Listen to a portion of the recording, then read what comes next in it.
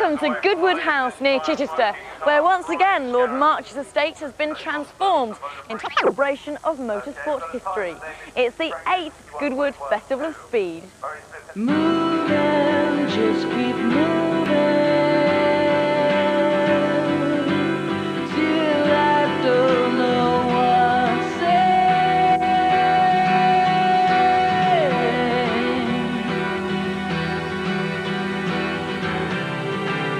I've been moving so long, the days all feel the same.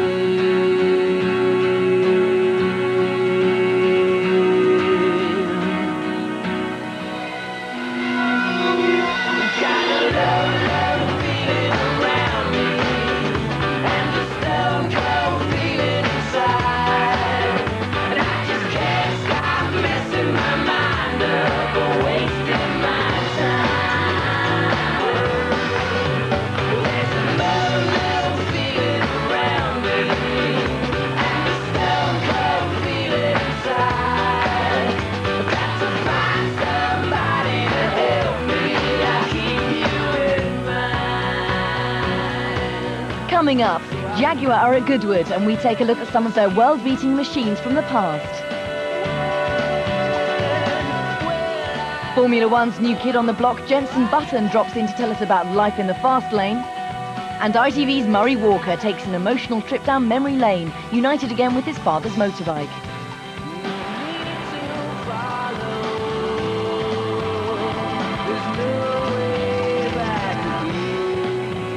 Jaguar are back in the big time. Their entry into Formula One this year means the Coventry team are now competing at motor racing's highest level.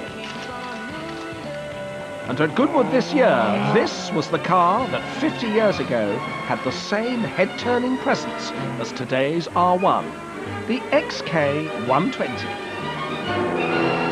The first really important race of my life, I suppose, was in a Jaguar, which was the TT in 1949 or 50 I think it was.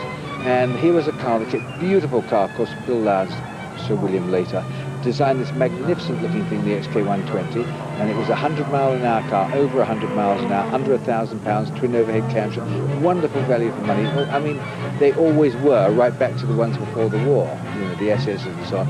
So it's a very magic name, there's no doubt.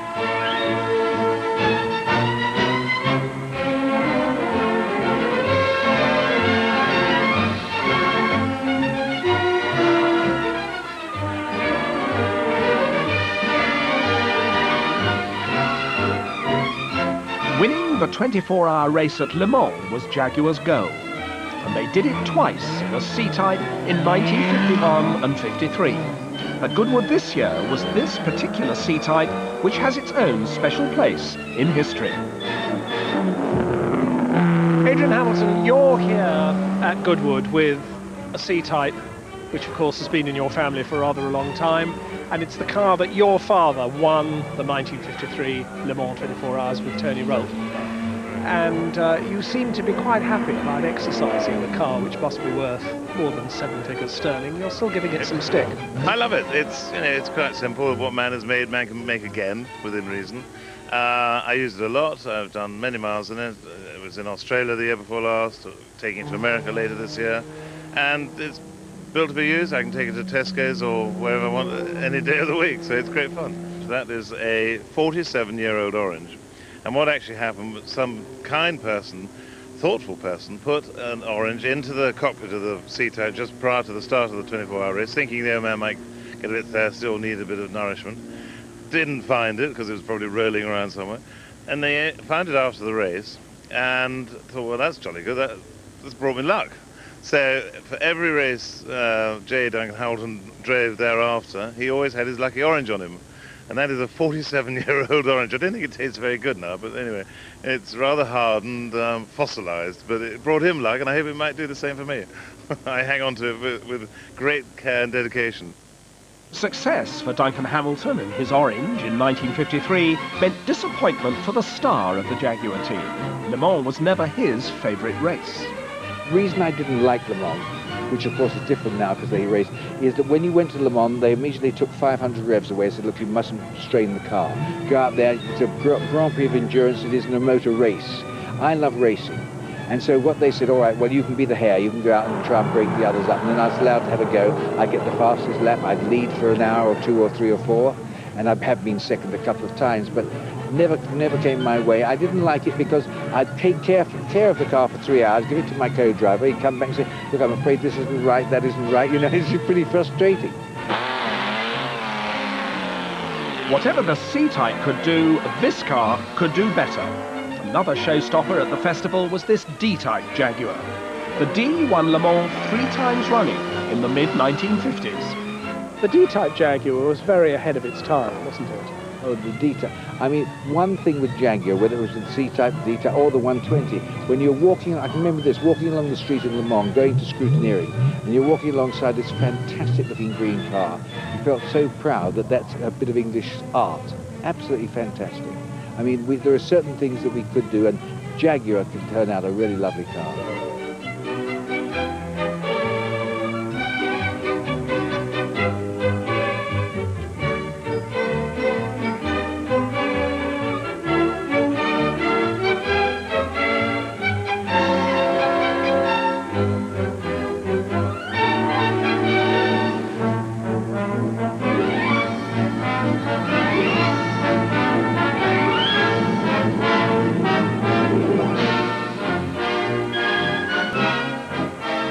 So, as the Goodwood crowds revelled in seeing such a fine collection of Jaguar sports cars, the debate about which particular model stands apart from the rest rages on.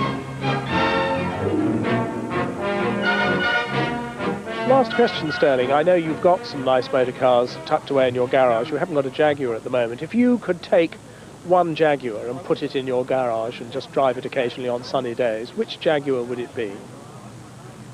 I think if I was allowed to compete with it, it would be a C-Type. The C-Type is not as good looking as a D. It's not as fast. It wouldn't win Le Mans as well. But when you're talking about actual, you know, user-friendly, to me the C-Type was, I preferred it to the D. So I think the C-Type. Jaguar's 5 Le Mans wins in 7 years didn't come easy. The competition, of course, always included Ferrari.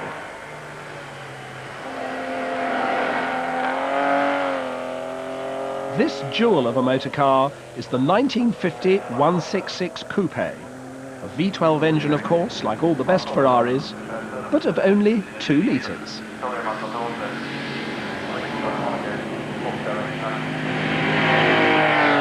This car raced at Le Mans, but it also won the Mille Miglia, a famous 1,000-mile road race round Italy, driven by textile millionaire Giannino Marzotto, who always raced in a suit and tie. At the wheel at Goodwood, on behalf of the car's American owner, was British Ferrari specialist David Cottingham.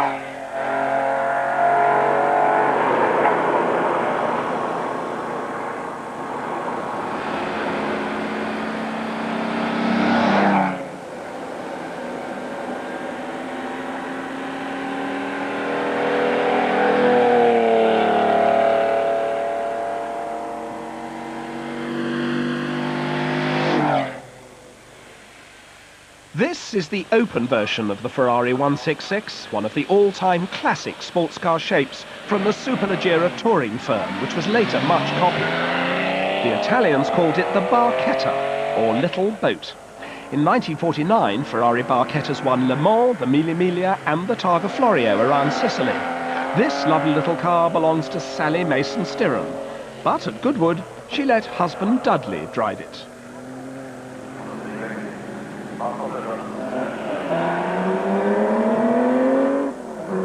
Among British marques, Jaguar's 1950s rivals were always Aston Martin.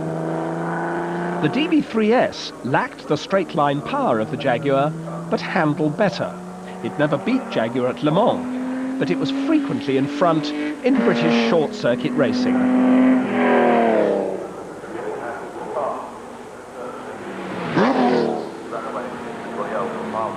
Stirling Moss and Peter Collins finished second to a D-Type in this car at Le Mans in 1956.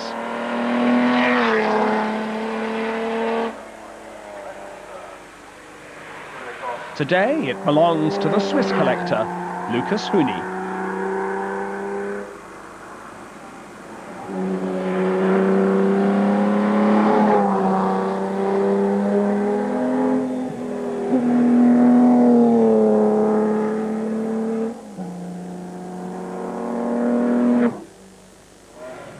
Looking for more power, Aston Martin came up with the mighty DBR1.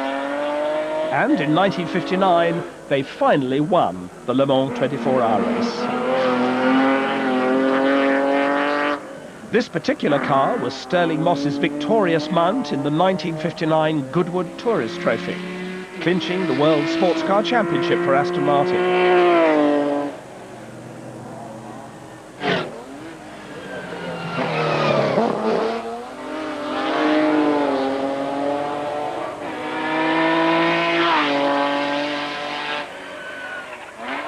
Today, this multi-million-pound collector's piece is raced regularly and raced hard by the talented Peter Hardman.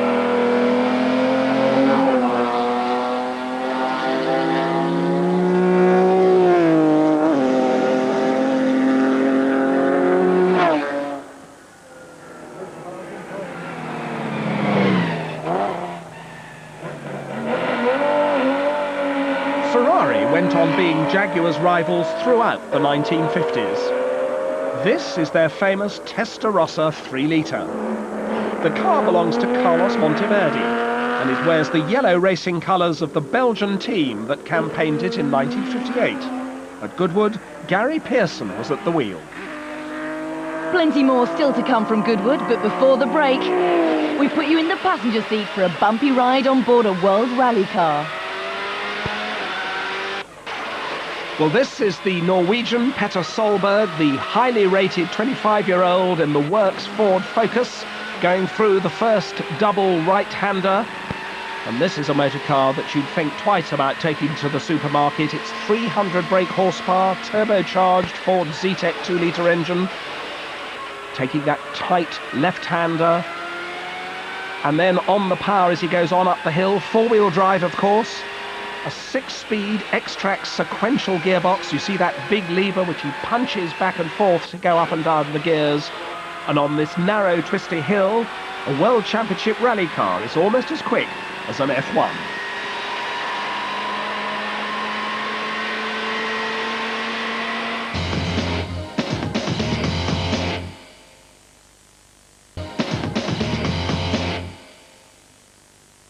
Strange old life this for you. You have a weekend off and a rare weekend off, and here you are driving cars again. Do you ever get sick of driving cars? Not when they're that fast. They got 800 horsepower and they do 0 to 100 and I don't know how many seconds, but it's pretty impressive.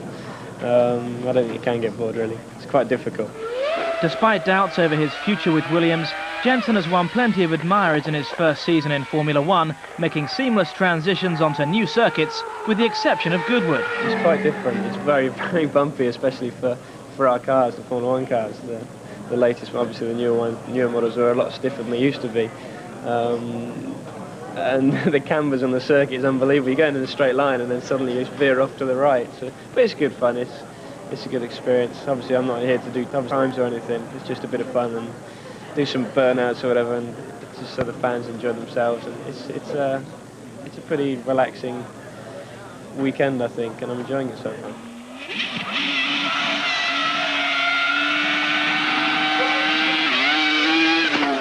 Do you ever get a chance, though, to do the normal things a 20-year-old would do? I don't know, go out and go down the pub and socialise and watch football and all those sort of things? Most of them, yeah. I still enjoy myself away from the circuit as well as on the circuit. How do you manage it, though? Because there's so much time taken up with Formula One, isn't there? Well, I think the spare time, it actually means more to you when you're so busy and everything, and then you get a couple of days free. It means so much to you, and you really use those days properly. And it's been good, and I've really enjoyed it when I come home and see the family and friends. And it's good, and the problem is I could never find enough to do anyway. I used to get bored very fast, so it's just shortening that space really. And when I'm away, I get other people trying to sort things out for me when I get home. So when I get home, I'm just there, enjoy myself. What are your interests though away from it? What sort of music are you into? What sort of things that guys your age would... Music. I think I listen to all sorts of music. I bought loads of CDs when I was in Canada, about 15 CDs of just everything. I got Michael Jackson compilation, which was quite good, and things like that, and dance music and R&B and everything.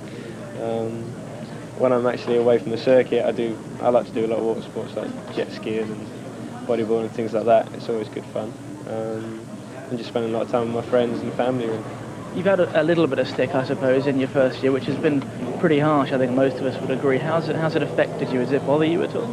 I can always say no, but I think it's always going to affect someone slightly. But you got to get used to it, I suppose. It's always going to happen with the press and everything. And a lot of it's been good. There has been some bad things, but a lot of it's been good, and you just got to forget about it. I think if you read everything bad in the newspapers, you wouldn't go racing again. I wouldn't go racing again. So it's not really an issue. Really, I'm concentrating on what I'm doing, and I'm really enjoying it and loving it. And hopefully in a few years we'll get the big one, be world champion. Do you think people do expect a little bit too much though? Sometimes they forget that you're 20 years old and it's your first time on the circuit as well. I've competed in just over 50 car races as well. Yeah. But now the circuits, obviously, for a newcomer, it's very difficult to learn the circuits. Especially, I wasn't able to get that much practice at the start of the year because of not knowing what was going to happen. It does take time, but I'm enjoying it and I'm trying my best. And I'm sure we're going to get some good results this year at the end of the year. Okay, that's great. Thanks, Jensen. Now, do you recognise the rider of this 1928 Rudge motorbike? He's more famous for describing races than for taking part, but this weekend Murray Walker has swapped microphone for machine. I have looked with envy and longing at my heroes, people like Stirling Moss, blasting up the hill in the past with the immortal Jenks beside him on one occasion. And I thought I would like to be doing that, and Charles March asked me this year if I would like to. The background to the story, very briefly, is that my father won the Ulster Grand Prix in 1928, and it then became the fastest motorcycle Grand Prix in the world. It was the first to be won at an average of over 80 miles an hour, and that was on a Rudge Whitworth motorcycle with tyres about that wide, hand change, solid frame, girder forks. And I grew up with that bike because it was literally in the garage at home. And we lived at a private road. And when I was old enough, I got it out and bump started it and used to ride it up and down the road, to the dismay of everybody else who lived in the road, I should say. Then when my father died, he left it to me. I had it completely restored. It's in the National Motor Museum at Bewley now. And the combined age of bike and rider is 148 years. So you are not going to be seeing any histrionics from me. Murray, I think anybody who watches Formula One on television or watches television at all knows how hard you work and how busy your life is. You've got a weekend off, no Grand Prix this weekend, and here you are, up to your armpits, let's say, in motorsport. Why is it that you can't stay away from Goodwood? Simon, you know, as I know, that there is no other event in the world like the Goodwood Festival of Speed. And I say, and it's honestly true, that I would give up going to all of the rest if I could go to this one, because nowhere else in the world, in a British garden party atmosphere, do you see the cream of the world's historic motor cars, the cream of the world's historic drivers and riders, with all of them, cars and riders, in immaculate condition, and the public can go up to the cars and look at them, touch them if they must. It's just a fantastic atmosphere, and Charles March and his colleagues do the organisation and the administration with such aplomb and friendliness that you can't help walking around with a silly grin on your face all the time. Murray, if you had won several lotteries and you could just take away from Goodwood at the end of this weekend one machine, two-wheeled or four-wheeled, which would it be? Well, I've already got the thing that means most to me emotionally and nostalgically, and that's my father's Rudge, so I will leave that out of the equation. I mean, I haven't seen them all, Simon, but either the Jim Clark Lotus or the Lancia D50, because although the Lancia D50 didn't actually win any World Championship Grand Prix, it won one or two minor events with Ascari at the wheel and ended up in the harbour at Monaco. It was a magical motor car, and I would love to have one of those in the garage just to drool over and polish. Coming up in tomorrow's programme, Simon continues the Jaguar story, looking at their modern sports cars on show at Goodwood. Barry Sheen jets in from Australia to thrill the Goodwood crowds. And singer JK takes a break from music to compete in Lord March's Soapbox Challenge. Well, we hope you've enjoyed our insight into the Goodwood Festival of Speed 2000. Join us again tomorrow. Until then, bye-bye.